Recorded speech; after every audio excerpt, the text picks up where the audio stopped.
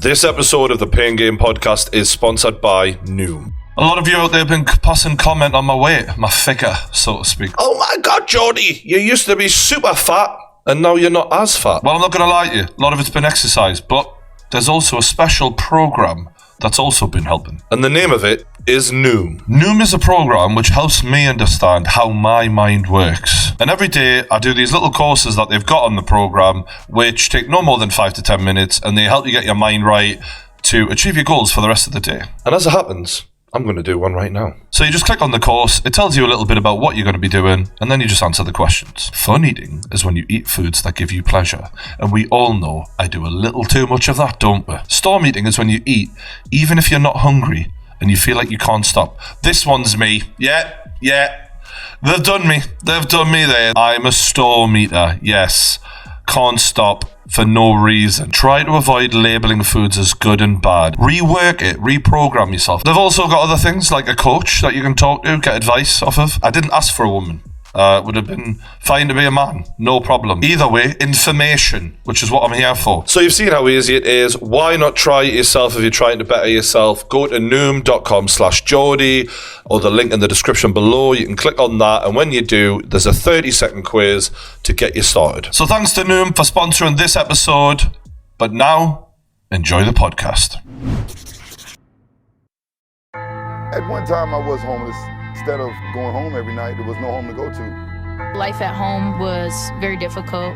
I grew up being abused. I lost my belt. I lost respect. I embarrassed my family. My vision was pretty much non-existent. I was able to just about scrape by the medicals. When I come out, I have supreme confidence, but I'm scared to death. I'm afraid of everything. I didn't care about living, I just wanted to die. I got up and I felt the weight of the world was lifted off my shoulders. I knew I was going to make a comeback. Fighting, this was designed for me. This is what makes us who we are. I'm the best! Who the fuck is that? I'm so far ahead. Scared. My dream, my vision for myself is to be the greatest martial artist to ever live. I have always been a fighter. There's nothing I do better in this life than fighting. There ain't never been a man that could better me. I was born to do this. Nobody can get close. I'm the best fighter in the world. I'm the most brutal and vicious and most ruthless champion there's ever been. Welcome back to the Pain Game podcast. Today I'm joined by Eddie Hearn. Must be one of the hardest working men I know, actually. Well, yeah, I suppose. I mean, you never I don't know what else I don't know what else I'd do with myself. Do you know what I mean? Like, life is. People say to me, "Don't you ever switch off? Don't you ever?" And then, sadly, someone said to me the other day, "What else do you do? What else do you like to do outside of work?" And I was like, "Oh, loads of things." And I said, "Well, like what?" I said, "I like to watch boxing. I like to go to fights. I like to go to a gym." I envy you and Dana White. Are the people who I'd love to live their lives, because you get all of the greatness of being ringside and all of the fun and getting involved, but you don't get punched in the face. It's absolutely fantastic. Yeah, but you do have to put up with the fans, which is good and bad sometimes as well. But and the fighters, I guess. And the fighters, but it's a drug. I don't do drugs, so this is my drug, really. Yeah. The business and the sport and everything else that we do at Matchroom, whether it's darts, whether it's snooker, they're all big passions of ours, but nothing lights me up like boxing. And I've been around it all my life, and I love it. It's the worst sport in the world sometimes, the worst business in the world. This week we lost a Dillian White fight with injury, and then you just fancy just going into a room and curling up and crying and just saying, why do I bother? Why do I bother? And then you have to roll your sleeves up and crack on. I've reconnected with one of my old mates from who I grew up with, who was a podium squad boxer for Team GB. His name's Lawrence Oswecki. He actually fought on a Newcastle show. And he's such a great talent and such a hard-working lad, but yet sometimes it just doesn't happen for whatever reason, where you get put on hold through the lockdowns, and it's a struggle. So the thing I've been learning is sometimes the best guys who have all this talent, you have to have luck as well. You have to have injury-free time. It's so difficult to make it to the top. And I guess, with the Dillian situation, How frustrating is it to put all that effort in and then have everyone calling you? Yeah, I mean, it's like, firstly, on the Lawrence Usyk stuff, he's actually boxed on a couple of our shows. Good fighter. I think boxing is probably one of the most brutal sports outside of the ring in terms of making it, getting that opportunity, getting that, that crack, that one chance that can change your career and change your life. That comes in all kinds of different spaces in life.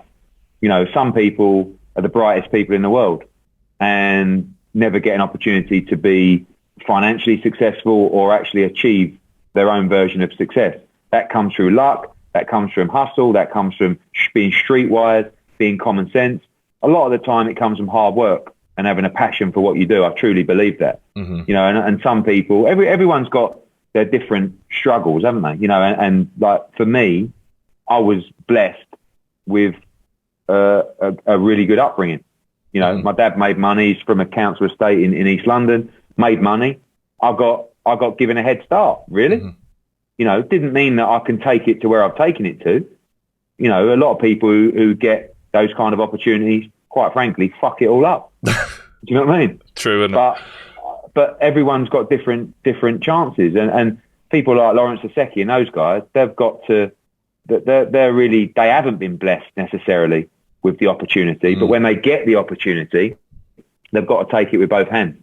And the special ones will shine. But those special ones, by the way, are 0.0001%. I'm talking about Tyson Fury, Anthony Joshua, Canelo Alvarez. They're the ones where you will watch them and go, wow. Yeah. And as soon as you say, wow, you're in. All right, you're locked in. The more I learn about boxing through people like Vidal, who's a friend of mine as well, the more I realise, fucking hell, it's one of the hardest jobs in the world. And I can't imagine how hard it is for some of them because the pressure to make enough money. And I was chatting to Tony Bellew and he said, Matchroom pay every single fighter who's ever fought on a card for theirs. And as much as that shouldn't be something unusual, in boxing it is. And then talking to Lawrence, I realised how often he'd fought for zero, literally just selling enough tickets to pay for the guys fighting. And just, it is hard. And I've just had a little memory come back to me that I haven't spoken to you about since it happened. But, you've got situations that you have to deal with where Derek Chisora's on stage with you basically saying, I want more fucking money. And, because... It's weird, but Derek Chisora isn't necessarily the best, fighter in the world, but he's probably the most intimidating. And, there's every chance that this could just go tits on stage. What is it like dealing with boxers on a business level, because people don't mess with money, especially boxers? I think I'm lucky enough where, as I often get reminded that I was brought up with a silver spoon in my mouth, I still come from a working class background where I spent all my early years hanging around with tough people, with bad people, and the one thing that I've got, I'm streetwise, right? I know I have common sense. I can adapt to different situations and personalities. If you put me in front of a corporate bank, it's no problem for me. If you put me in front of a guy that wants to rip my head off, I've been there and I've seen that as well. Now, when it's Derek Chisora, that does pose a little bit of a different element to that. How did you handle that after that finished? Because we've seen basically Adam Smith shit himself. You sort of laughed a little bit, but stayed calm about it. Yeah. What happens when you get off stage? How do you tackle that? Fronting things up in life is always the best way to deal with things. So whether you've got a problem or whether you need to face adversity or whether someone's confronting you like that, the best thing to do is to front things up, and we had a press conference here today with Dillian White, and I said to him, we need to go and do a press conference. Oh, I'm pissed off. I said, no, we've got to front up to the media, to the public, and we've got to talk to them about it. There's no point putting a press release out or going quiet on it. We've got nothing to hide. Let's go and talk. So we go and talk. And with Chisora, you just have to look him in the eye and tell him. You know what I mean? Now, it doesn't always work like that, and it doesn't always go very well. But people like Chisora will respect you more if you front things up. and you give him a straight answer. Mate, I've lost count of the amount of times where I've given Chisora more money once we've agreed a deal. I've given him a watch. I've given him, I don't know, loads of different stuff to get him in the fight. When you negotiate with some people like Derek Chisora, he's got a lot better now because actually his negotiations got a lot better, and he rinses us at stage 1 rather than stage 2 and 3. But in the early days, I would almost negotiate with Derek Chisora, just holding just a little bit back because I know he's going to be back for more. Do you know what I mean? So I used to be very scared of Derek Chisora. Now I'm just a little bit scared of him. Honestly, there's very few people who make me feel the way Chisora does. I've been in his company before, and you think it's like being with a lion or a tiger, isn't it? You don't know what the fuck could happen. But no, that's the problem. Yeah, that you've just hit the nail on the head, right? Which is you could be, and they're the most dangerous people, right? You know, the one where you're having a great laugh and you just say one thing. You might not have deemed it to be anything offensive. Yeah, and it's just, what do you mean? He's like Joe Pesci in fucking Goodfellas, isn't he? He's fucking, but a massive version. Yeah, you could just be having a conversation, having a great chat, and you say, that spaghetti's great in that restaurant. And he says, what do you mean? And it's like, the spaghetti's great in the restaurant. Yeah. Why are you talking about the spaghetti? It's like, oh, mate.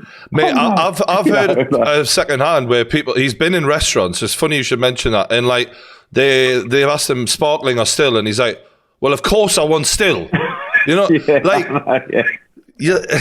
actually though a really nice guy. Yeah, really I mean, nice guy. I'm sure if you catch him on a good day. So. Just don't make sure he doesn't see this interview. That's why I said he's a nice guy, just in case. But yeah, I think it was a very good PR move doing the White press conference because, you know, if you put out a statement and White doesn't show his face, it just looks like he's lying. You know what I mean? Because he has so much to gain from not taking the Wallin fight, which was a risky fight for minimal gain, versus, you know, potentially beating Tyson Fury if he could pull it off. So, you know, you advised them right there. What is the injury? The injury is his shoulder, which he has had a shoulder injury before. He's had an operation on his shoulder as well. Basically, the news about Tyson Fury broke about 4 weeks ago that he was going to be mandated to fight him. I have to be honest, at the time I thought to myself, Jesus, that makes the Wallin fight even higher stakes. We sat down with Dillian. He said, look, I haven't boxed since March. I have to fight. I beat this guy 99 times out of 100, in my opinion. I'm, no problem going ahead with a fight. We move forward. About 2 weeks ago, I actually got a text from one of my guys who's sparring with him. I said, how's sparring going? And he said, we haven't sparred for 2 days. Dillian's hurt his shoulder. I didn't know about this. This was 2 weeks ago. So then I phoned the team. I said, look, it's nothing major. He's just had a niggle in sparring. He's not going to spar for a couple of days.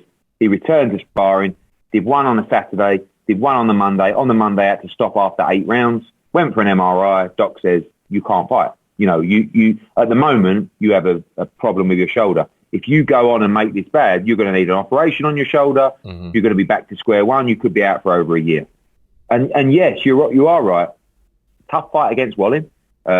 Fury, on the horizon as well. If your arm's not right and you can't do the 12 rounds against a championship fighter, you can't fight. And the doctor said to him, you can't fight. And he was devastated. And as I go back to, you don't get paid if you don't fight, right? And I know he's going to make good money to fight Fury in March or April, whatever that is. There is no benefit to not fighting for a year. In fact, it's going to give him less chance to beat Tyson Fury. He lost a big payday to fight Otto Wallin as well. And I have to be honest as well, he's a tough motherfucker, Dillian Whyte. You don't mess around, mate. I mean, he don't pull out a fight. And he knew the stick that was going to come with it. And that's why he actually didn't even want to pull out the fight. But the doctor said to him, you can't go on. So a shoulder injury, I would say 4 weeks or so of rehab, no operation needed, but has to be 100% for when he fights Tyson Fury. I seen White said at the press conference, I think people are giving me stick because of you. And a lot of there's been a few comments I've seen in interviews where people have said, what about when you said this about Dubois? What about when you said this? Do you feel a bit, I don't know how to phrase this, sorry for Dillian that something that you said has given people less sympathy to him?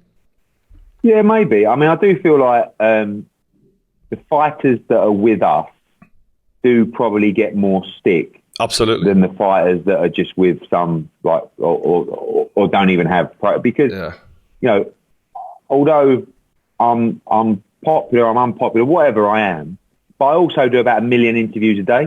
So it's very easy to pull up something. Like Coogan said to me the other day, well, you said that you wanted to see a scan from Daniel Dubois. I said, I didn't say that. I said, I haven't seen a scan from Daniel Dubois, so I can't comment on his injury.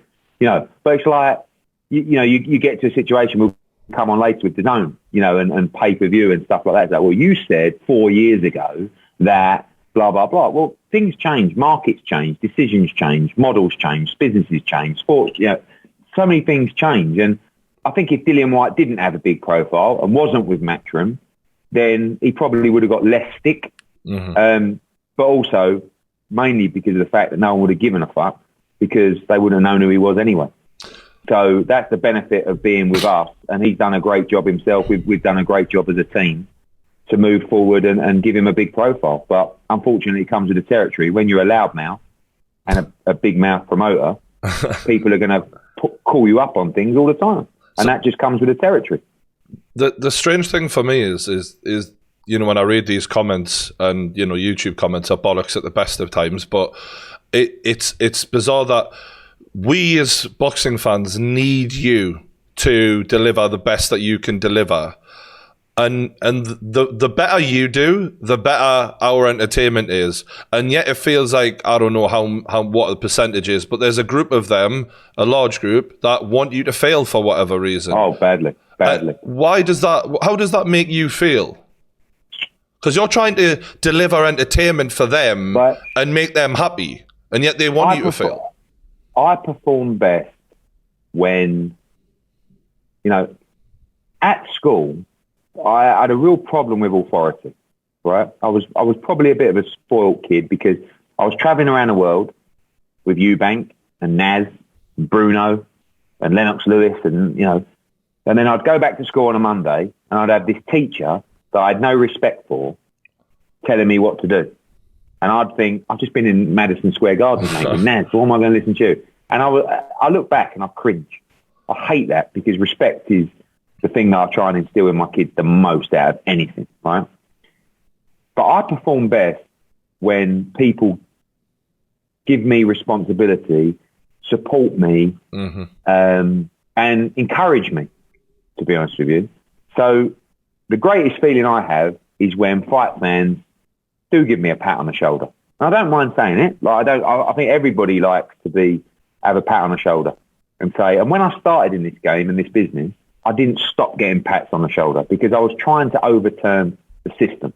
I was the underdog. And this is repetitive of the British culture where build you up and knock you down. When your back's against the wall, it doesn't happen whether it's business or particularly sport. When your back's against the wall, you're starting, you're the underdog, you're moving through the ranks. They couldn't support you more. But when you get to the top, they want to see you fail as quickly as possible. Right? Now, that's part and parcel of life. I don't have a problem with that. What drives me crazy is that the same people from the same social media handles literally spend their entire day on my account trolling me. And it doesn't make me angry and it doesn't make me want to have a tear up with them, but it just baffles me. Do you know what I mean? That you want to go around these people's houses and just have a chat with them, not violently, although, you know, maybe it could go that way. Do you know what I mean? And just say, because I want to speak to these people and I want to say, what do you do? Like, not in a bad way. I'm not here to criticize you, but you have so much passion and energy to put me down and our stuff down. Imagine like what you could achieve if you channeled that into a positive, but their life is based around giving people stick on social media. Do you know what I mean? That's what makes them happy, sadly. Well, probably not happy because they're probably not happy. But do you know what I mean? That's to show their mates, look, see what I just posted. See that meme I made up with him? Look at that one. I've just put a computer-generated photo of him. Look, with a shit on his head. Well, that's fucking hilarious. But that's life, I suppose, isn't it? So, I don't know. I've changed a lot over the last few years because I've just you end up, I'm 42 now, and I feel like the last 10 years or so I've achieved so much in my life, particularly in my personal life, which is, the most important thing for me. But it's kind of passed me by at the same time. And I just can't be asked anymore to get agitated or angry with, although apart from that geezer who called me a pussy after the AJ fight. I was going to bring that up as you were saying it, because I personally like that. You're just seeing your guy lose, you're pissed off, and as fans, what we didn't feel like we got in the fight from maybe the people we were expecting was that sort of... I'm not expecting Anthony's corner or whatever, but the way you showed that fight, I was like, okay, this is what we want to see. Someone who's pissed off and wants to put this right. And the guy did shit himself, so it was a great moment. It's just like, during the night, I don't mind. I don't drink at the shows. I don't so I'm sober as a judge, right? You got 70,000 people that have had a beer, okay? So all throughout the night, I'm up and down that gantry, right? Eddie, yeah. And I try and stop and talk, have a photo, whatever. And it was just this group. And I saw him. I walked past him and he went, Eddie. And I went, and then just as I got out of eyeshot, you pussy. And it was like, no, mate, not now. Not now. And listen, I'm limited. I can have a little bit of a go, but nothing major. But at that point, I could have taken on 12 of them. I was just ready to go. And you could have knocked me out clean. I would have been happy because I was just ready to go at that point. I hear that. So I hear that. Sometime enough's enough. I kind of feel that this is probably a little bit deep, but I just feel like the country and the public at the moment, I feel like we're all at melting point. Do you know what I mean? I feel like we're at a really pivotal time in our history, from a social standpoint, where this is not about trolling on Twitter. This is just about, I feel like there's so much anger around. And I think, obviously, the pandemic doesn't help. The economic climate doesn't help. People laying on the M25 don't help. But I just feel like we're at a real pivotal moment in the country's history where I'm concerned, like, for the future of future generations and the future of our country, because I think people are losing the plot, not from a mental health point of view, although that's a major issue as well. But I just see anger. I just come back from after I went to the States. I went to Antigua for a few days, right?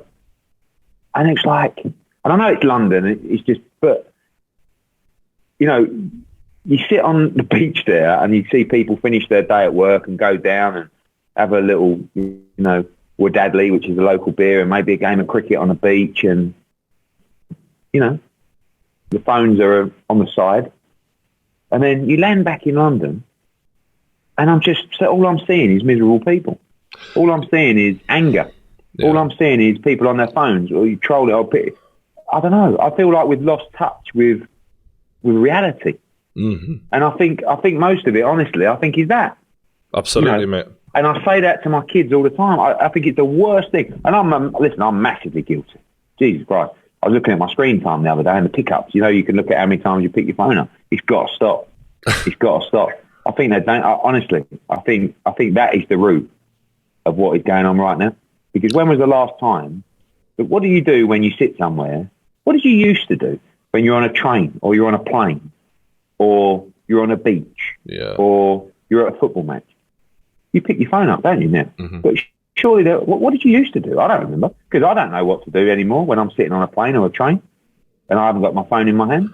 If that's down, I don't look out the window and think about what I'm doing. I think this was why people may be just having those mental episodes where we're not actually contemplating life enough, and because we're distracting ourselves from the mobile phone so much that when people used to put their time into family and friends, and people used to be really looking after their neighbors and stuff like that, and I feel like now it's all just about trying to climb the social ladder. For most people, under the age of 30 especially, it's all about how many followers you've got and what your social status is, instead of like who you actually are as a person, and the frustration that you're talking about in society and how unhappy people are and the pressure people probably feel financially. I completely agree. I've never seen our country so negative in my life. But it's in every fashion. It doesn't matter. And that negativity, which I talk about online, like even that seems to be almost its own pandemic of that glass half empty mindset of come on, and it's like we done a press conference today, and they said, when White pulled out, why didn't you just can the show? Well, why don't you ask me another question to say, when White pulled out, well done for cracking on and giving these fighters the opportunity to earn money and win titles. You know what I mean? It's like you can turn your life around, you can turn that mindset around so easily, but you're just infiltrated in today's world really by negativity. And like you say, people more worried about what their life looks like rather than what their life is really like. And that is a frightening thing. I see it in my daughter. My one daughter, she's 12, mate. It scares the life out of me because I look at it and I think, why do you want to live your life? Document your life to random and all you really care about is how you're perceived on social media. It's a big problem. And people don't take silly pictures anymore, Eddie. If it's not got a brand in the photo, or it doesn't look like you've spent a lot of money doing whatever you're doing, nobody takes a goofy picture anymore because you don't look cool, But taking a goofy picture anyway, or taking any kind of picture and wanting people to see it and wanting them to comment, just creates insecurity. Why would you want to? What a mad world we live in. Yeah. Anyway. No, you've nailed it. My little deep, yeah. But how do we change? How are we going to change the mindset of the country? We got half the country want to do one thing, half the country want to do another thing. You got a government telling you really what you need to do, or you need to do this to be able to do this. You got people gluing themselves to the road, like on the M25. Stop! I mean, the fucking whole thing's got the whole place has gone nuts. So we just got to stay calm. And the way that you stay calm is just to stop, think, spend time with people who you care about and care about you. Just, like I said, come off the phone. Just get inside your mind and look after yourself and your family, but mainly yourself, because that's how you're going to go on and achieve success, is to have a clear mind and have an understanding. There's a great poem, right? And I know you can edit this out a little bit while I look for this. Chris Eubank over here. No, yeah. I believe it was Rudyard Kipling who once said. This is just the greatest poem I've ever heard. Right? Okay, I'm ready. The Man in the Glass. When you get what you want in your struggle for self, and the world makes you king for a day, then go to the mirror and look at yourself and see what that man has to say. For it isn't your father or mother or wife whose judgment upon you must pass. The fella whose verdict counts most in your life is the man staring back from the glass. He's the fella to please, never mind all the rest, for he's with you clear up to the end. And you've passed your most dangerous, difficult test if the man in the glass is your friend. You may be like Jack Horner, a chisel, a plum, and think you're a wonderful guy, but the guy in the glass says you're only a bum if you can't look him straight in the eye. You can fool the whole world down the pathway of years and get pats on the back as you pass, but your final reward will be heartbreak, heartache and tears if you've cheated the man in the glass. Now that is a fucking great poem. It's about being a man, that, isn't it? Well, yeah, I mean, we can change that to make sure that it can accommodate the female race as well. Of course. In the modern era, but it is called Man in the Glass, unfortunately. But what that means is you have to be comfortable with yourself. And that that will give you complete sanity and clarity in what you're doing, and only that. Because without being comfortable in yourself and what you're doing, you can't overcome those hurdles. And once you do, you're comfortable and confident in whatever you do. And you know that you can look yourself in the eye and say, I'm a good guy. I'm doing the right thing. You know, I'm looking after my own. I'm working hard. I'm doing all these things. And then life is sweet. As long as you do that, you know you can't do any more. So I love that poem, because how many people can do that? How many people can look themselves in the mirror and say, I'm living the right life. I'm doing the right thing. I'm working hard enough. I'm chasing my dreams. I'm making the most of every day. I don't think I can sometimes. I can't all the time. You know what I mean? It's difficult to do that. And it's funny you should say that poem, actually, because in the last few days, I remember thinking to myself, like, you got to lighten up on yourself, mate. You know what I mean? Like, you got to talk to yourself as if you're your mate, and it's a tricky one, because 100%. The thing that drives, especially people like yourself, is nothing's ever good enough and always chasing the next big win. But if you don't give yourself a pat on the back, you will basically, as you're saying, fly through life and realise when you're 60 years old, fucking hell, I did great. Why didn't I appreciate myself back then? You know? Mate. I mean, I couldn't agree with that more. And when I'm doing, on my podcast I do with the BBC, all these people I talk to, they say exactly the same thing. Right? Frank Lampard, I think it was. Mark Cavendish. All these great athletes. Mo Farah. I did this. I won the Champions League, and I stood there with a trophy, and I lifted it up, and I didn't feel like I thought I would feel. That's really sad. And because it's the journey, the process is what you get addicted to, rather. And in your head, you think, when I get to the top of the mountain, but then you've got nothing left. Like, for you, that's the thing that was driving you. This is a very good counselling session for me. So thank you. But it is. I do a show. A great, what a show was it? Wow, that must have been amazing. To be, I never once stood back and went, fuck, how good was that? And that's a very scary thought. That's something I'll work on more than anything. Well, take the Liverpool show you've just done, for example. That was fucking fantastic, mate. But, maybe it wasn't the biggest show you've ever done by, any means, because you've done some gigantic shows. But that, to me, is exactly what boxing needs. That show had good sized names, amazing fights, a storyline everyone could invest in. It was centered around the community. If you, God, imagine you could do one of those every week. You know what I mean? No, quite right. Yeah, but then it's like you get in the process of onto the next one, and you know what? I know it's a good show, but I bet I'll get kicked in the nuts in a couple of weeks. Bang, Dillian White falls out, and you go, fucking, But you are right. That lightening up thing is important, because sometimes, I think people, I'm at my best when I'm in a good mood. You know what I mean? People love to see me with Coogan on interviews, talking shit, having a laugh, doing stupid things that end up becoming a meme. But you can only have that energy if you're happy and if you feel good. And you're not always happy. Sometimes you have to front it out.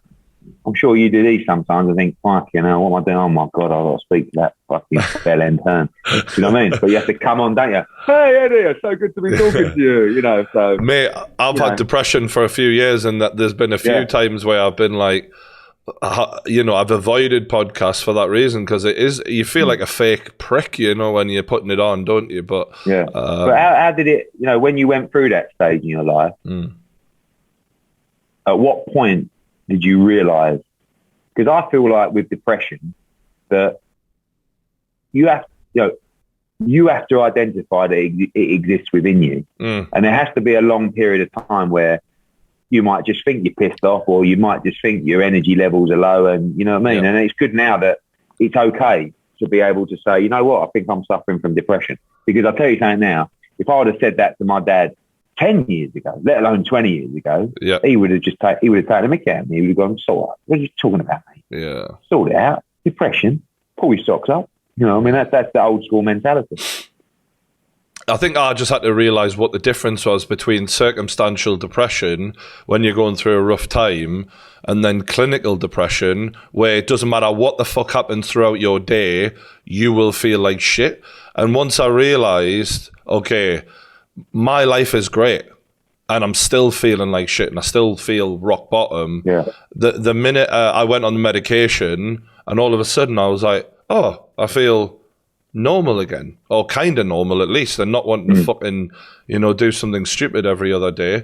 And that was where I realized I basically had like a medical chemical thing wrong with me. And I've been much better ever since, but it took years before I actually went, fuck, I'll take anything, I'll do anything, because I'm one of those guys who doesn't go to the doctor unless his leg's hanging off. But I'm glad I did, you know what I mean? Mark Cavendish said something, the cyclist, he suffered from depression. Same kind of thing where just chased his dream, chased success, chased everything, kept winning, and nothing was ever enough. And he said, it was amazing. He said that he would need a spoon for his coffee and he would open the drawer and there'd be no spoon. And it was like the fucking world had ended. You know what I mean? He was like, where's the fuck?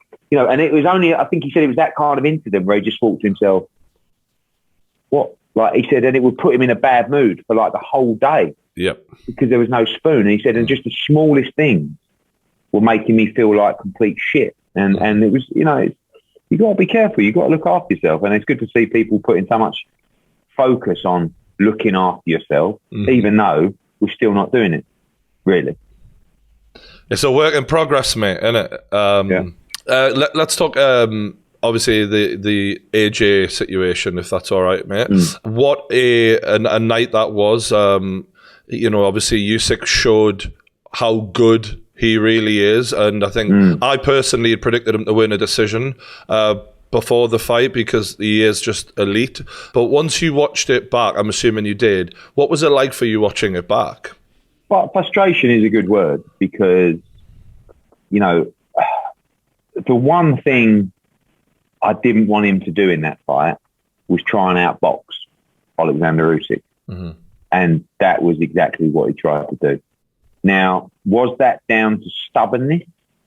Was that down to a bit of lack of confidence of what he was supposed to do or the game plan particularly? I think a little bit of both, to be honest with you. I think that too much information, too many points of view. I mean, if you look back on the fight in the ring, AJ's a very strange cat when it comes to ring walks anyway. He's stopping, he's going back, he's seen some lady down there. She used to cook him lunch after his training in Finchley. He goes over to him, he gives her a hug. I'm walking out thinking, where's he gone? What's he doing? It was He's back bizarre. there high-fiving someone, but that's not a sign of that he's not focused or he hasn't trained. He's just, but when he gets in the ring, he goes over. Clifton Mitchell's there, who's runs our security. He used to be a heavyweight fighter, fought for the British heavyweight fight, and he starts talking to him about the fight. Do you know what I mean? Oh, what do you think? What do you think, Cliff? And what that tells me more than anything is just a lack of confidence of the game plan and of what I have to do. If you know categorically what you have to do, and you know that if you don't do it, you're going to be fucking told during that 1 minute break between rounds what you got to do anyway, you don't go searching for the answers. Do you know what I mean? The problem is sometimes with AJ is he's smart. You can't bluff him, right? So you can't go up to him and say, mate, what you got to do is do this and he goes, yeah, right. He needs to know that he's got the strategy right. He's prepared. He's executed it in training, repetition. When he boxed Andy Ruiz in a second fight, they said to him, you have to fight like this, right? Wasn't his most entertaining fight, but he followed the instructions down to a T and won every single round. When you start searching for too much information, things become confusing. When people say, I think he's lost a little bit of his killer instinct. No, what he realised after a while is that he just can't fight like he does. And and have a long career and just rely on that style to beat everyone. You know, when he boxed Klitschko, it was only brawn and heart that got him through to win that fight. You know, all of a sudden he goes in, even when he fights Povetkin, you know, he's having a bit of a war, fights Andy Ruiz, stuns him, thinks he can just walk through him, and realises that you need more strings to your bow. So he starts focusing more on boxing, right? Which actually won him the rematch. But there's a time and place. Do you know what I mean? The AJ that boxed Klitschko would have probably beaten Alexander Usyk that night, or certainly had a much better chance of beating him than the AJ that turned up that night. But it's not just about, you see the man on the street says, what's he doing? You got to stick it on him. It's not as easy as that. And we shouldn't take away from the brilliance of Usyk and the footwork of Usyk, because he made AJ second guess himself too many times in the fight. Mm-hmm. You see the way he raises the level, Usyk, you know, and he doesn't let you set your feet. But you never stop moving. So, you know, if you're going from Pulev, who by comparison was a fucking statue, robot, you know what I mean? He constantly made AJ have to think.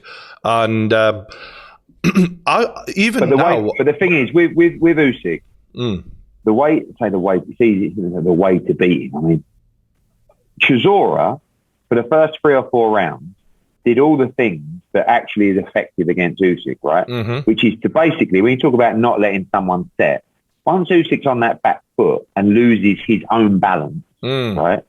That's the time where you can jump all over him and hurt him. And listen, Usyk said after the fight to me, AJ hurt me, he can punch. He didn't hit him. You know, I think he hit him, you know, with a couple of clean shots, hurt him to the body a couple of times. But he never landed a power punch, AJ, in 12 rounds. I don't know if he threw one. Yeah, I think you're right. But that's because as well, sometimes you're overthinking to a point where I can't throw that yet because I'm not set here and he's waiting to do that. No. You back him up, you make him lose his balance, and when you do, you jump all over him and you beat the fuck out of him. Do you understand? You know? And that's what he needed to be told, I think. Absolutely. During that fight. I think they were too much admiring it, too much worrying about what Usyk does well without worrying about what AJ does well. And I think part of that is the stamina factor of Usyk was a concern. Yeah. It's like if you pull the trigger the way you normally do, if you don't get him out of there with that pull of the trigger, with Pulev, you can take a few rounds, get your stamina back, pull it again. With Usyk, if you pull that trigger and you miss or you don't get him out of there, there's every chance he's going to run you out of town in the next few rounds. Yeah. And I felt like that made him a little bit trigger shy. I think he thought about that as well. But I'd like to flip that in the mindset and say, pull the fucking trigger and do so much damage that you can't. Exactly. He ain't the same guy. Yeah. Like what you did do with Klitschko, because even after Klitschko dropped AJ, he wasn't in a position to capitalise on it. One, he was tired, he was hurt, he was done. Exactly. Do you know what I mean? Yeah. So the same thing with Usyk. You put enough damage and enough hurt. By the way, you know, you get him out of there if need be. Yeah. I'm telling you now, AJ lands his power punches on Usyk, he will get him out of there. He will damage him, he will mark him up, and he will hurt him. So if after 6 rounds you are tired and your tank is beginning to empty, make sure that motherfucker is in pain and his legs don't work. Yeah. So, because that was the one thing I always thought in that fight, you've got to make a dent in this guy in the first 6 rounds. And he didn't make a dent in it. That was the main problem. And he let him get into the championship round because, listen, after 8 rounds, however way you want to score it, everyone had it reasonably close. Then Usyk just went 9, 10, 11, 12. Thank you very much. I've won all of those, and now it's a shutout. It was just, didn't it? It was just a championship round. No, I appreciate it. You know what the fuck you're on about. Yeah. Well, so do you, actually, which quite surprises me. For a YouTuber. It was a masterclass by Usyk, and that's what worries me a little bit in the rematch. Is I really want AJ to win. I've become an even bigger fan of his as the years have gone by, and I think he's a great champion.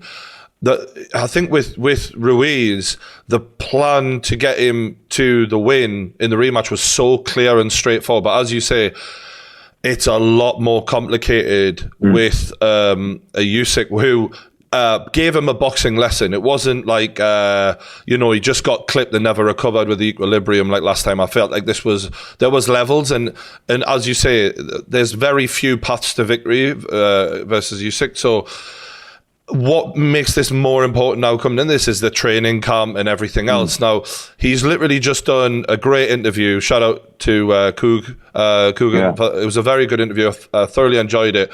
But some of his answers were fucking worrying me, and I wanted to because on the one hand he was being open, a bit more aggressive. We love that, but on the other hand there was a few things that he said, and I want to read you some of the things out. You read me a poem, I'll read you some of AJ's quote.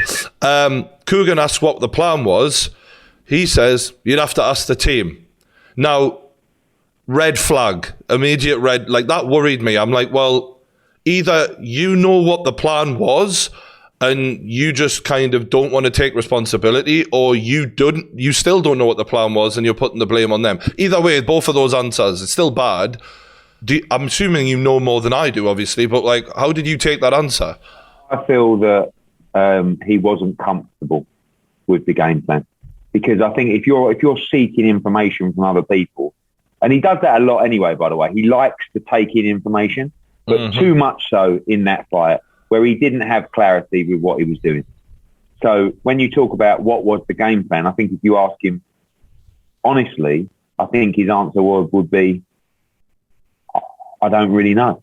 You know, but the team will feel they had a game plan, but it's the transition from the fighter to team to make sure that he had, put it this way, they didn't go through camp not talking about how they were going to beat Alexander Usyk. But for some reason, that plan, AJ didn't have the confidence in that plan, or the communication line, whatever it was. Yep. The truth is, he didn't exercise, it didn't box to the right plan. Was it the wrong plan? Or did they have the right plan, but didn't manage to communicate to him in the right way? Bro, if he doesn't manage to build... You see yourself, AJ is a clever bloke. He executes what you tell him to do. So if he doesn't know what the fucking plan is, that's shocking to me. Like, especially when you've had 3 months to get ready for one of the best boxers in the world, and you're talking to Clifton Mitchell in the corner. What do you reckon? What do you reckon I should do? Seconds. Whereas Usyk stood looking at you like the Terminator. You better know what you should do, mate. You're in there. He knew what he had to do. But that's the key for the rematch, particularly. And if he doesn't know what to do in the rematch, but more importantly, if he doesn't have confidence in the game plan, then it's going to be a fucking hard night's work. Okay. You know what I mean? If he is told by someone he believes in how to win this fight, and they practice and they practice and they practice and they practice, he will beat Usyk in the rematch. Right? I truly believe that. But if he doesn't get it right, then you got to say Usyk's a huge favourite in that rematch. But clearly, whether there was a game plan or not, I'm pretty sure there was a game. But I don't believe he had a confidence in what he was doing or in that specific game plan. And that is a breakdown of communication between fighter and team. I think it isn't the first time that we've seen that between him and Rob McCracken, and this isn't me having a go at Rob McCracken specifically, but we've seen in the Ruiz fight him saying, what do I do? Like, and looking really sort of unsure of how to handle a situation. But with this one, when we're in the later rounds and AJ's clearly losing the fight, and we're here in the corner say, get behind the jab, rather than take the fight to him and rather than pull the trigger like we're all screaming at the TV to do so. And then later, again in the fight, when we are all hearing, and I don't know who said this, but brilliant AJ. The whole boxing community, that line, if you look in the comments, like, is just everywhere. Brilliant AJ, brilliant, because it was such a ludicrous thing to hear at a point where you're clearly losing. Why do you think someone is shouting brilliant AJ at that point in a fight? I think I agree with you, by the way. I heard that too much from the corner. If you're losing a fight or if the fight's nip and tuck, I don't want to be hearing that from the corner. There were certain things that there were too many voices, in my opinion, right? that not even on the night, just in general, in camp, right? Certain people were there to make him do certain things, or he was learning certain things. So, for instance, the beautiful AJ might not be, oh, he's won the round. It might just be a specific thing that he has learned in camp or worked on at camp. There's no excuse for it. I don't even want to attempt to justify it. The one thing I'll say about the instruction from the corner, I feel that when you get to 10, 11, 12, I think there was an element, perhaps, from maybe Rob McCracken that felt that his tank was empty, right? His eye was fucked, and it was quite a bad injury, and probably felt if you get behind your jab and you nick these rounds, it may be, if you can win these rounds on your jab, we got half a chance. But sometimes you look at your fighter in the corner and know, like when he hurt his eye and he couldn't see, and it gets to 11 and 12, he took a hammering in the 12th, right? I think maybe Rob at that point knew he doesn't have the ability to go out here at this point, back him up and knock him out. That's what I think. Now, for me, the instruction should have come after 4 rounds, not 10. Do you know what I mean? Because actually he lost, I think it was 3-1 after 4 rounds or something. Easily, And then AJ had a decent little run in the middle, nicked a couple of rounds, but you've got to flag it up sooner than that. Mate, this ain't working. You haven't put a dent in him. Where's the body shot? And getting behind a jab is fine, but back him up with a jab. Move him with your feet once you back him up with a jab. Knock him off balance and then close the distance. Cut the ring off.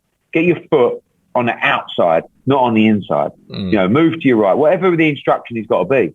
But, it was a bad night at the office. But, Rob McCracken's more than just a trainer to him. He's a mentor. He's been an advisor. And he won him, AJ won the Klitschko fight. But I'll tell you something now, he wouldn't have won it without Rob McCracken's corner. Because when he went back to that corner after the 5th round and the 6th round, and he sat him down and he said, listen to me.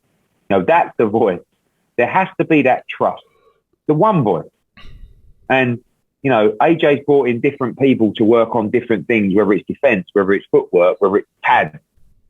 There's got to be, this is a sport where when you're at the bottom of the well and there may not be many ways out, the one voice you hear has got to be able to make things happen for you. Do you know what I mean? And it's a tough job. And I feel like trainers get a lot of stick when a fight goes wrong, but that's the sport they're in. But, I didn't like the beautiful stuff. Because if you're in there, you think it's... actually, after the fight, AJ must have known he lost, but it wasn't like he thought, have I got, because... So you make a very good point. You're losing the fight. Yeah, right? That was... Look at go back to, you're blowing it, son, Angelo Dundee. Have a little slap if you want. You've got, but too many... I said to AJ, sometimes you've got a great team of people. Sometimes people love you so much, they don't want to give you the bare truth, right? Some people in certain situations, and it's not really a reflection of his thing, some people want to keep their job. Absolutely. Right? He's got more trainers than JD Sports, mate. It's the amount of people. When he started rattling off his team in that Coogan interview, I was like, he's like, well, I've got my main guy. Well, I've got my other main guy. I've got my other main guy. I'm like, wow. Like, you sound ridiculous, mate. Like, but, and I do know he's a sponge and he's got a thirst for knowledge. But from what I understand, he's always been this way of like, he'll listen to anyone and he'll try and absorb anything he can. Clearly why he's still got that mentality. But at this point in his career, I expect him on his 11th world title fight to have more of a self-assured... Like when I interviewed Tyson Fury, he basically is like, no one can tell me anything about boxing at this point in my career. I don't... you know what I mean? And I'm not saying he should be like Tyson Fury. I'm just saying at this stage... Two very... more like that. But two very different people. Part of AJ, in his 25th fight, 26th fight, with only 30-odd amateur fights, he's still learning. Tyson Fury... He's not, right? This is the best Tyson's ever going to be. Like he's got all the knowledge he's ever going to have. He's not really interested. Yeah, he wants direction from Sugar Hill and he wants instruction, But most of the time, he's in there doing what he knows he's got to do. AJ's a different individual, but once he has the confidence and belief in what he's doing, I believe he's unbeatable.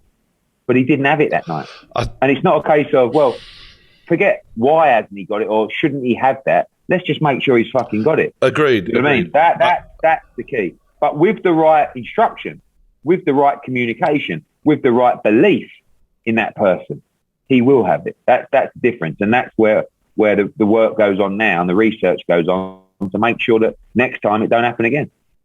So my theory in regards to the brilliant AJ and the get behind your jab, I think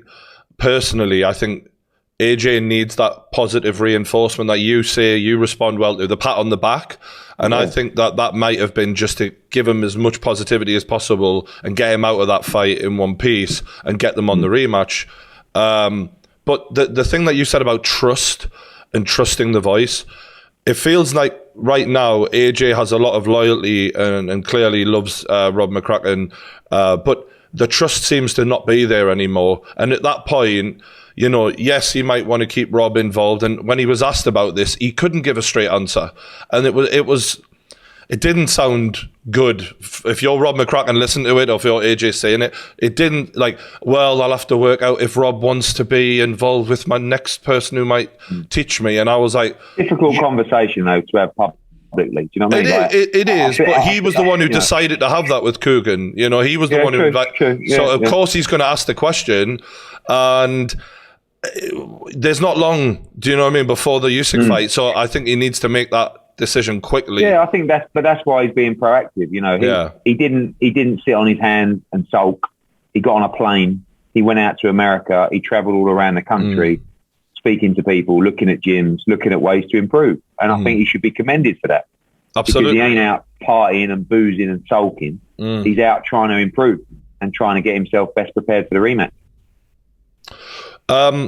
What the one other thing he said in that interview, which the final thing I'll put to you, he said, I had no indication that it wasn't going right. That was a bit of a shock, because he said I was touching Usyk, but you know, I didn't really understand that.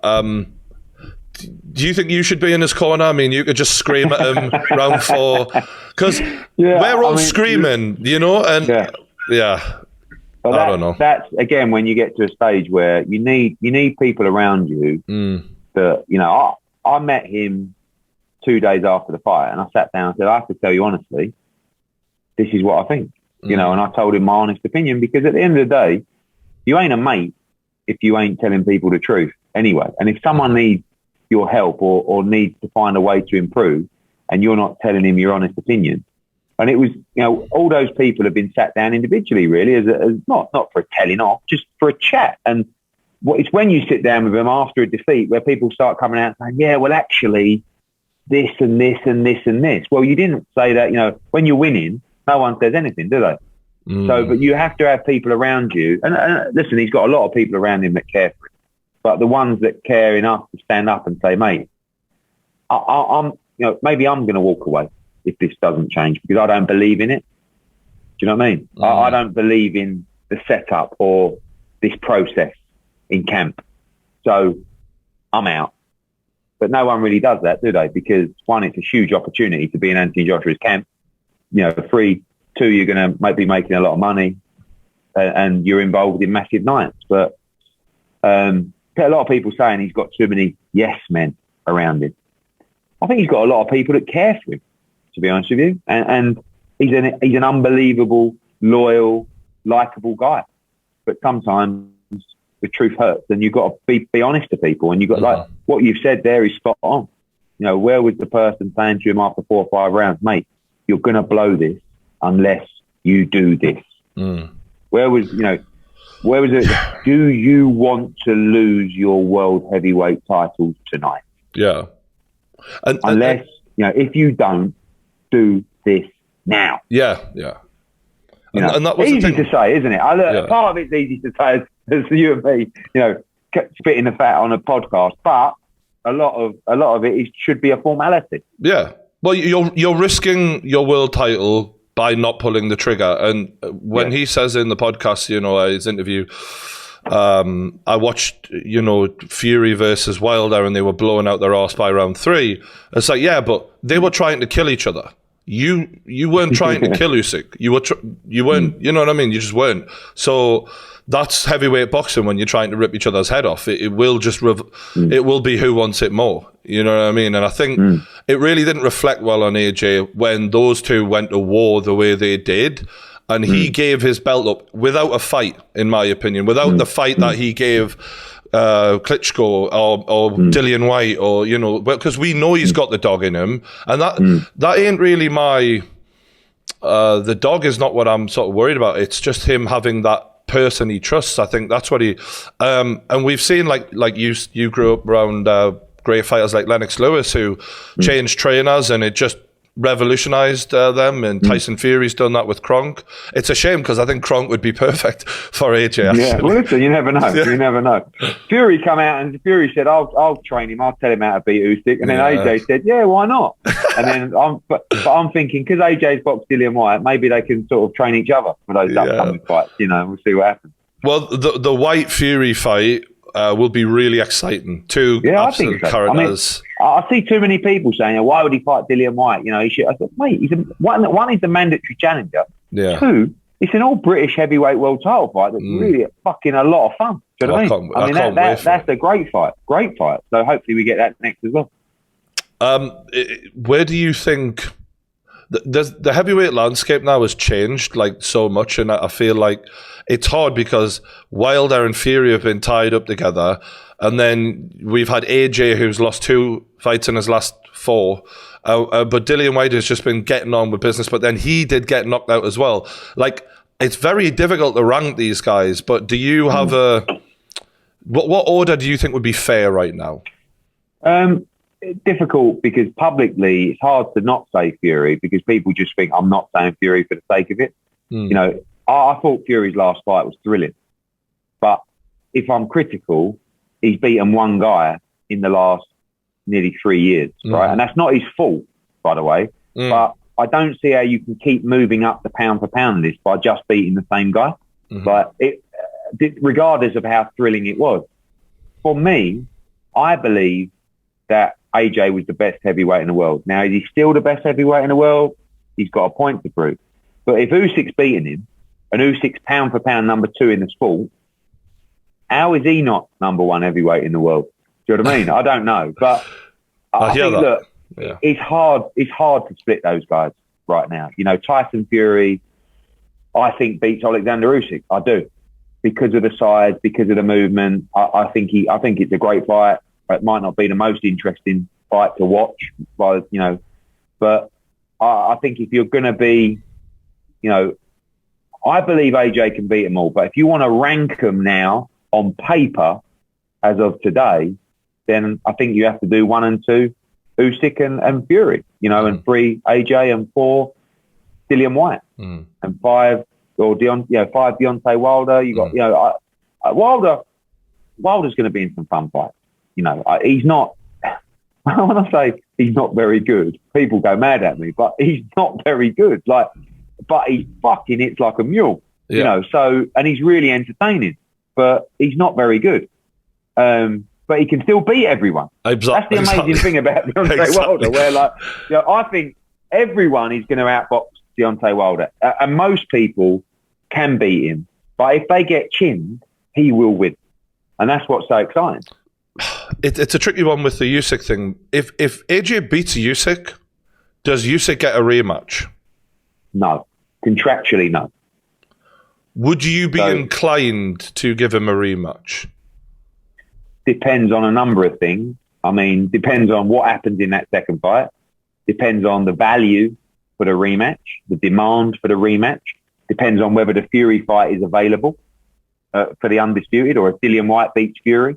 And then you can do an undisputed fight. I mean, I just feel like right now, I just want to win the rematch. After that, you kind of worry. But a lot of people said, when he beat Andy Ruiz, surely you got to give Andy Ruiz a rematch. We're like, oh, fuck off. We've done that one now. Now we're moving on and doing this. Do you not think that's sort of not what best for boxing, though, in regards to legacy and stuff? Because they won a piece now, and the one that Ruiz had was brutal.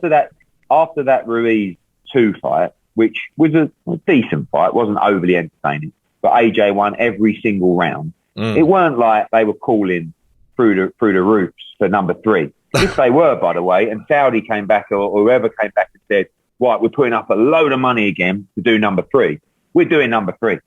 And the same with the Usyk fight. You know, if it's a brilliant fight and everyone wants to see number 3, and you know, then we do it. But right now, all I'm thinking about is beat Usyk and try and get back in the line for undisputed. Yeah. But I feel that in the division right now, I just think we might be approaching a merry-go-round of AJ Usyk, Fury White. You know, AJ Fury, Usyk White, Wilder Ruiz. You know, like all these guys can beat all these guys. So that's really exciting. Let's just see the best fights in the division. Well, the last time I spoke to you, you were in the process of finishing up the contract with Sky. You've now moved with DAZN. And I've heard, I don't know, I think it might have been Tony Bellew who said, you have a vision to grow Matchroom. And I just wondered, like, what that vision is and how and what sort of stepping stones you plan to get in order to get to that point. The only place for us to go from here is more domination in global markets and eventually, quite frankly, afloat. You know, I mean, that's we're at that size now where all the approaches are coming in from, you know, major investment funds and people saying, look, we want to be part of this journey. It's a very unique business, you know, not just across boxing, but, you know, the PDC with the darts, world snooker, you know, the pool, golf, across so many different sports. My plan with boxing is to globalise the business and the sport in what we're doing. Right now, we are the only promoter that is promoting globally, with even internationally, quite frankly. You know, the American promoters aren't promoting in the UK. They might do one show as a one-off. We're doing 46 shows in 2021 across various different markets, including the UK, US, Mexico, Italy, Spain, France, Uzbekistan, Saudi Arabia, Australia. I mean, it's just, what we're doing is quite phenomenal. But we need to put this network together of what we're doing. UFC, I'm so envious of. And I always say to our guys, watch what they're doing. They have a global business and brand that enables them to go into new territories, new markets with brand, that presence and brand profile, and hit the floor running with localized events. We've built that via Matchroom. So when we go into Barcelona now, you've got fight fans there that follow me, that follow Matchroom as a company, that follow our events in America, AJ, Dillian White, Katie Taylor, Devin Haney, you know, Sandor Martin, Julio Cesar Martinez, like our global fighters. And you create a global network of fights. Good example was our biggest Spanish fighter, Sandor Martin, just goes over and beats Mikey Garcia, right? A couple of weeks ago. Massive shock. No one saw it coming. But for our Spanish business, that takes boxing in that territory through the roof. And the only people that we could expand at this rate with globally, and the only people that shared our vision, were DAZN, who have a global network for boxing. And rather than sell your individual TV rights to 100 different broadcasters around the world, which you do, it's so much clearer, the process and strategy for us to do that across one platform with DAZN. So, you know, I always say one sport, one platform. That's not their slogan. That's my slogan. Wherever I go in the world, I can pump that messaging. You watch our event only on DAZN. And I felt that in the UK market, we got to a point where there's a difference between an Anthony Joshua pay-per-view and a Chisora Parker pay-per-view or a Dillian White Povetkin pay-per-view. These are the fight nights where we got so much criticism over the years for staging them as pay-per-view events.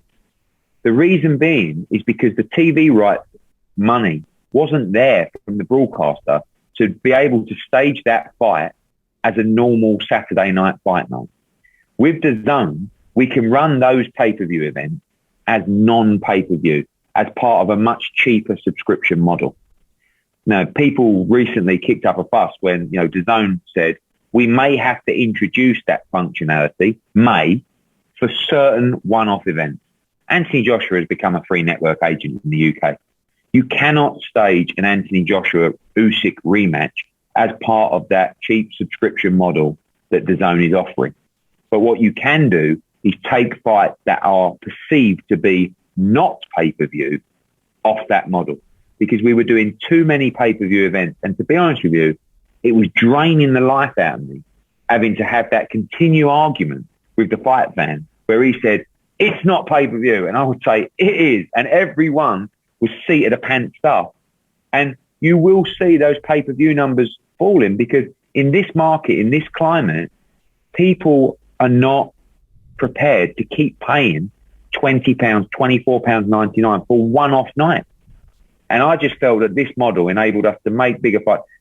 Smith Fowler's a great example. You go to both those guys, neither of those guys really want to take that fight, in the position they're in, unless the money's right.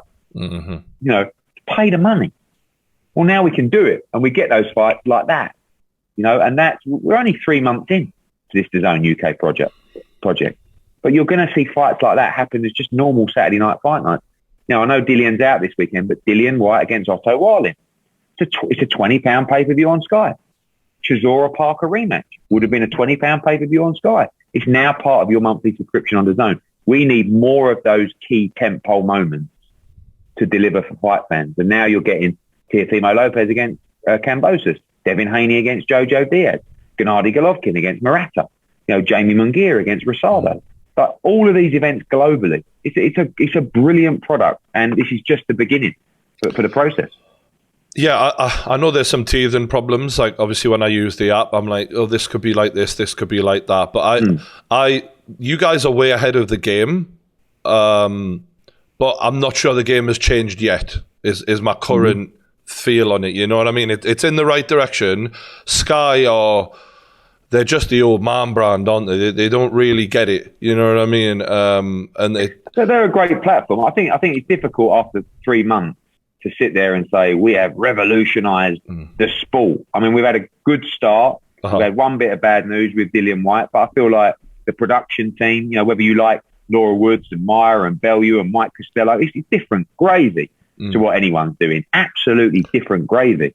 But we have to make the fight. One disappointment that some people have voiced is Paulie Malignaggi not being on the commentary. He is viewed as one of the best, and you guys obviously went in a different direction. A little bit disappointing. Any reason why? I think I saw an interview the other day where he said it was something to do with poor old Frank Smith, who works for me, and an altercation of fan. I don't think so.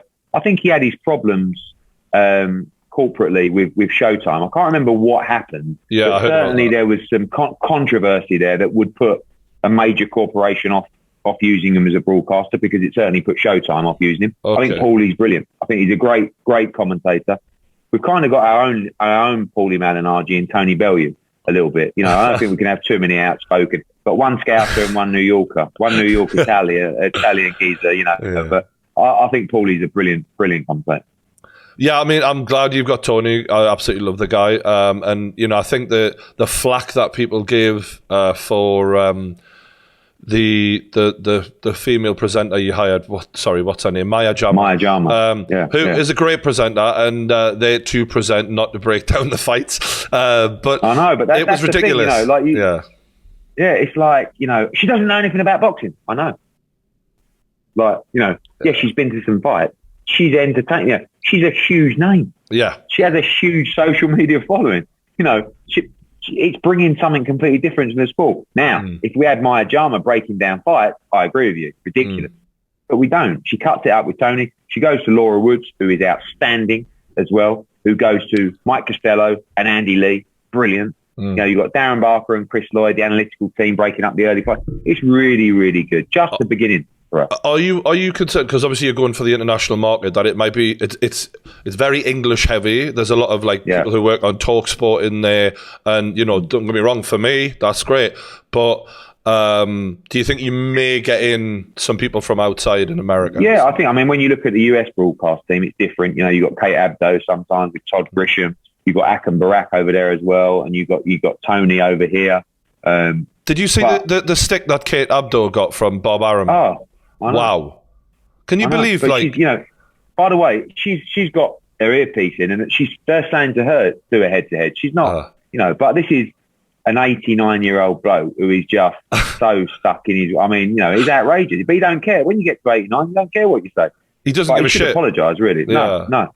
But she's very good. I felt sorry for her because, you're between two giants who want to beat the hell out of each other. I don't know why, with all due respect, she did a great job, but putting a woman in that situation between these two men who want to kill each other. No, you don't do that. Yeah, it's a difficult thing to do. And I thought she did great. So when he's like, fuck that girl, I'm like, what the hell are you talking about, bro? You do I don't know. How is he allowed to do this?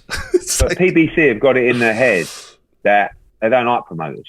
Right. But listen, you get, my job, Dana White, you get in between the fighters, right? You bring them together. And I'm not saying that if Wilder and Fury start having a roll around, I'm going to really get in there and start getting involved. Yeah. But at least I'm 6'5" and I can get in the middle, maybe cop one on the chin on the way. You know what I mean? And people would love to see that anyway. But you can't expect a dainty female presenter to start breaking up. I mean, she could get rolled over by. It's not good. Anything.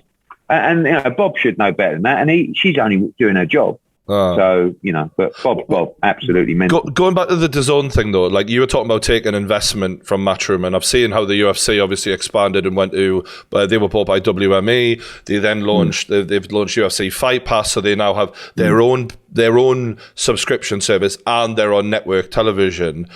And I know you're a student of everything, and I was wondering if you could ever see a day where Matchroom have their own thing and then the rest. Oh, we do. We do. Just launched recently. Matchroom Live.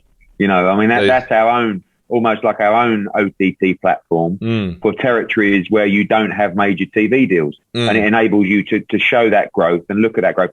The smartest thing that DAZN have done with the boxing model is it enables them to almost gather free data and research about territories that have potential for bigger growth.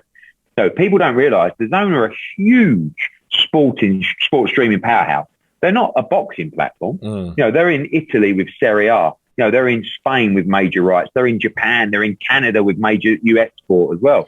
Boxing is, a small part of what they do. It's a big part of what they do, but they're a sports streaming giant. But what the boxing model enables them to do is to go into territories, gain subscribers, gain data, understand the markets before they go in and obtain other sporting rights. Of course, in time, they're going to pick up many other sporting rights in the UK as they grow their subscriber base. But this is a great entry vehicle into these markets for them that enables them to particularly grow the brand. Right. Because in a lot of these territories, like when we went into the US with DAZN, it was a standing start. No one had heard of DAZN in America, really, as a sports viewer. No one had really heard of much of Matchroom locally. Just might have seen us on TV on one fight a year. And we went in there off a standing start. And really in the UK market, the same thing. They've come in as a new broadcaster. Of course, they've been disruptive, but they're a brilliant addition to the boxing roster. And I think unrivaled value for money across America, UK, and again, just a couple of months in the UK. So long way to go. Do you are you the one who gets to sort of do the creative, like in regards to the shows? Like, is there a creative director from DAZN, or is it a Matchroom guy who decides? Well, one thing that was so important with the deal was we wanted to control the production. Because I felt like you build a narrative, you build a storyline of a show and how you want it to play out. And then you get to fight day and you just pass it over to a broadcaster. Now, DAZN still have input into that production, but ultimately we're putting the talent together. We're putting the staging together. We're putting the lighting together. We're putting the walk-on together. So we can really have that cradle to grave mindset of full delivery. But these are bright people. I thought we were good. These people have calls about calls. Every 5 minutes there's another management call, meeting, design call, production call, strategy call, and these people are really bright, bright. They know exactly what they're doing. They know where the future lies, and that's why we made the move. We had a massive opportunity with Sky. They've been a great partner. We got offered a huge deal, and we chose to leave because we felt this was the future. And I'm absolutely certain we're right. Have you ever thought about doing a Matchroom belt, almost like create your own divisions, create your own championships. Because I only say this because one of the difficult things for casual fans, and I'm kind of a casual fan at this point, I think, is when you have these random fights within a night where it's the lesser known guys. What you're talking about is storytelling, and that's kind of your job. But obviously, where a fighters came from, where they're going, and on so many fights, I feel like when I'm used to the UFC style of here is his ranking. If he wins this, he'll probably fight this guy, and that's they're great at doing that. They get you, all right, okay, so I get the story, boom, it's there, and I often feel like that's part of the challenge that you guys have because there's so many fucking belts. Whereas if you just kind of went, you know what it is, we've got plenty of money, we've got plenty of fighters, fuck it, let's just have our own. And then that way, I know nobody's not called it the Matchroom belt here, and people might think I'm crazy, but like, as a product, it potentially could make things a bit more straightforward for the viewer. Yeah, I think it's something that in time can work. The main issue is the notoriety and the history and the legacy of those belts. So every young fighter wants to win a WBC belt because they saw Sugar Ray Leonard beat Roberto Duran to win it. You know, they want a IBF belt because it was the first one that Evander Holyfield won. Do you know what I mean? So I don't know. I mean, look, you'd have to take that plunge. I think it's bollocks personally, because like when a UFC heavyweight champion is holding that heavyweight belt, they're 20 years old. There's really not a lot of history there, and but that's why, you know, to win a UFC belt is everything. But at the moment in boxing, to win a WBC belt is everything to that person. And if you lose the opportunity to do that, it's a long game. It's a long game. You know, you ain't going to bring something like that in, and every fighter goes, "This is tremendous. I don't care about the WBC. I've got a Matchroom belt, or I've got an MB, whatever." But if you've got the money, to make it happen, and as you've just said with Liverpool, if you got the money, then all of a sudden it does matter. And I think so. But I respect the you know, part of me wants to see my fighters lift those belts as well. Probably maybe because I'm a little bit of an anorak. Do you know what I mean? But I think what you're saying is achievable, and it's something that over time will definitely work. I've got lots of ideas, Eddie. I'm here all week. I mean, yeah, good. Let's not do it on the podcast, though. Give all the games away. Before we go, I've got to touch on one last thing. Obviously, you were talking about the pay-per-view model and how DAZN got a lot of people interested in America. One of the main ways they did that was through my mates, the Paul brothers and KSI. Yeah. You kind of took a step back. Showtime have then taken a step in. Before we get into the Paul brothers and what they've done recently, the rumor is Mike Tyson, Logan Paul, February 2022. Now, I don't think this is going to happen, but what do you make of that, just as a possibility? The fact that could even happen. I prefer that. I can't believe I'm even having this debate, but I prefer that to Floyd and Logan. I thought that was absolutely a load of bollocks. I thought, you got a pound for pound great against a bloke that is, I mean, you know, not can't fight, but like, you know, it was horrible to watch. Tyson, it shouldn't happen, but at least, like, I would at least want to find out what happened in that fight. All right, yeah. I hold my hands up. Yeah. Now, when we go to Jake and what he's doing, it's very different. You know, Jake is not fighting any real boxers yet, but he's still fighting fighters. Right? He's fighting MMA guys. He's fighting guys that know how to hold their hands up. I don't mind what Jake's doing. I think he's working hard. I think he's a great promoter. And I think he's putting the time in the gym. And I think he's entitled to have a crack. I don't like fighters moaning. Like Gervonta Davis the other day. You know, these guys shouldn't be allowed to come in and earn this kind of money because these other guys that I know in my gym have been grinding for years. Mate, it don't work like that. It's called value. It's called, you know, worth of a product. Entertainment. And if someone's prepared, of course, if someone's prepared to pay X and someone's prepared to pay X, that is the value of that fight. And Jake Paul and those guys have built up a following that has enabled them to do, quite frankly, whatever they want and get eyeballs and make money. Now, I don't mind. Jake is a very good self-promoter. He's not terrible. as well, by the way. Like, he's not, there's a lot of fighters out there worse than Jake Paul. He's not going to go and start beating boxers that are any good. But at the same time, he's putting the time in, he's doing the hard spars, and he's going out and he's performing. Mm-hmm. So I have no problem with what he's doing at all. My worry, and the reason that I step back a little bit, is I don't want this to become the norm, to be honest with you. That's what scares me about the whole thing. And it's not about protecting my business. It's just something that I'm very passionate about and something that I feel very strongly about. But I did KSI against Logan Paul, like wild.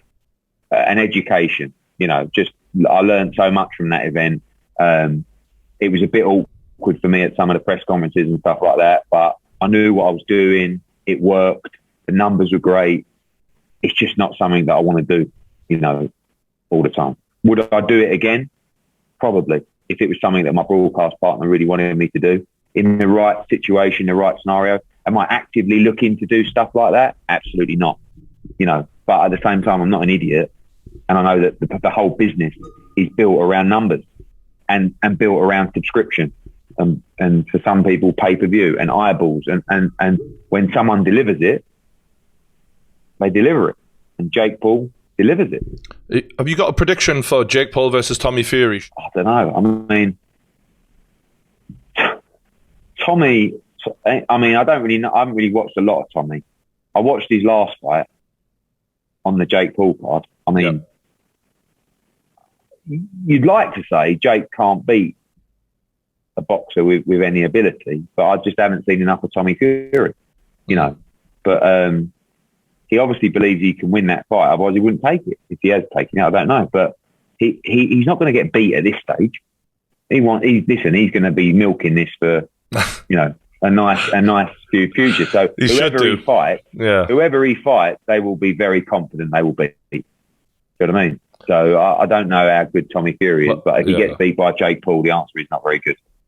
Well, I spoke to Big John recently, and he was very confident in his son. So that alone makes it exciting. Absolutely devastated. If Tommy Fury don't beat Jake Paul, they would be devastated because it would be so embarrassing. Yeah, I mean, for someone that's supposed to be a prospect, really, But we should see. One final question, mate. I seen on Twitter it was trending. Who was the fighter who made you love boxing? And I wondered, who was the fighter who made you love boxing? Probably, I know it's a bit boring, but probably Mike Tyson. I mean, growing up, I was sort of, as I got into the sport, Sugar Ray Leonard, Hearns, Hagler, Duran, those kind of fighters were. I mean, Leonard was a hero of mine. I loved Duran as well. But probably Tyson, going through that era, when he beat Spink, beat Calder Truth Williams. I was actually at that fight at Atlantic City. Lasted about 80 seconds or something like that. I'm so jealous. Other fighters that some people might not have heard of, Pernell Whitaker, and a fighter called Meldrick Taylor was one of my favourite fighters. He actually got stopped by Julio Cesar Chavez. I watched that fight with about 3 seconds to go in the fight and was winning the fight, about to have an all-time great victory. And he was a great fighter of mine. Just like watching Nigel Benn. Of course, now Conor, his boy, is absolutely flying. He looks a real fighter to me. Like, I'm impressed with him. He's a real fighter. Like, when he first started, he was wild and he was all over the place. But he's a real fighter. Yeah, he's a star as well. He's a star. Yeah, because I'm obviously looking now at who you're going to build this business around, and Conor Benn seems like a good person, one of them at least anyway. Because he's got the look, he's got the charisma, he hits hard. It's just he's in a fucking hell of a division, isn't he? I know, brutal, but he's going to be in a lot of great fights. Well, thank you very much, Eddie, for the time, mate. I'm looking forward to seeing everything you do, and yeah, I love chopping it up with you, and I think you're doing great things. So thanks for the honesty, mate. Appreciate that, mate. Keep up the good work, and we'll catch you soon. Absolutely. That was Eddie Hearn. Don't forget to check his podcast out. Check everything that DAZN are doing. It's fantastic app. You know how to get it. It's on PlayStation, it's on your TV, and we will be with you very soon on the True Geordie YouTube channel with another Pain Game podcast.